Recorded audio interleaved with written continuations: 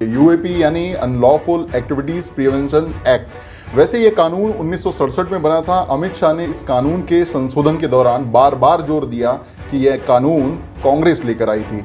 इस संशोधन के पक्ष में लोकसभा में 287 लोगों ने वोट दिए, वहीं 8 सदस्यों ने इसका विरोध किया। कांग्रेस ने कहा कि इस बिल का रिव्यू होना चाहिए और इसे स्टैंडिंग कमेटी के पास भेजना चाहिए।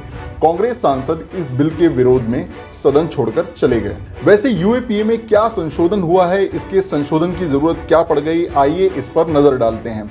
खास बात यह है कि the unlawful activities prevention amendment bill 2019 के आने से किसी ऑर्गेनाइजेशन के साथ किसी भी व्यक्ति को आतंकी घोषित किया जा सकेगा।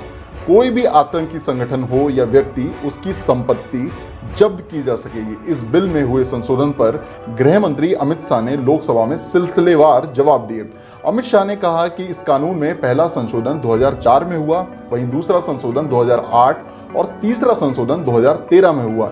ये सभी संशोधन कांग्रेस के कार्यकाल में हुए हैं। ऐसे में जब कानून कांग्रेस सरकार में बना तो संशोधन पर अब विरोध क्यों हो रहा है?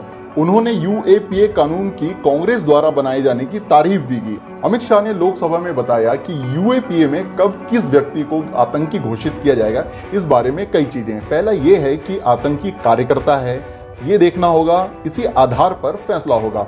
वहीं जो शख्स पैसा देकर आतंकियों की मदद करेगा उसे भी आतंकी घोषित किया जाएगा। जो लोग साहित्य और उसकी थ्योरी से लोगों का दिमाग भरते हैं, ऐसे लोगों को भी आतंकी घोषित किया जाएगा। वैसे इस कानून की धारा 25 पर सबसे ज्यादा विरोध हुआ है। इस पर गृह मंत्री अमित शाह ने कहा है कि इसमें केवल संशोधन हुआ है। संशोधन ये है कि पुलिस संपत्ति जब्त कर सकती है, लेकिन कुर्क करने के लिए पुलिस अधिकारियों को कोर्ट के सामने जाना होगा, वह इसमें फैसला करेगी। वैसे संपत्ति जब्त करने के लिए एनआईए के डायरेक्टर का अप्रूवल जरूरी होगा, लेकिन संपत्ति जब्त करने के लिए संबंधित राज्य के डीजीपी या बड़े पुलिस अधिकारी की मंजूरी लेने की कोई भी जरूरत नहीं होगी।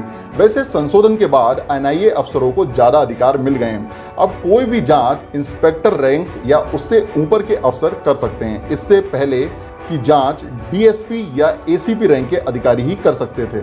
वहीं कांग्रेस के सांसद कार्ति चिदंबरम ने कहा कि इस कानून में हुए संशोधन से सरकार इसका मिसयूज करेगी, इससे कोई भी आतंकी हमला रुकने वाला नहीं है। वहीं एनसीपी की सांसद सुप्रिया सूले ने कहा कि इस कानून में कई कमियां हैं और इसमें जो प्रावधान हुए हैं उसमें भी कई कमियां हैं। उन्होंने बताया कि सामाजिक कार्यकर्ताओं को इससे निशाना बनाया जाएगा।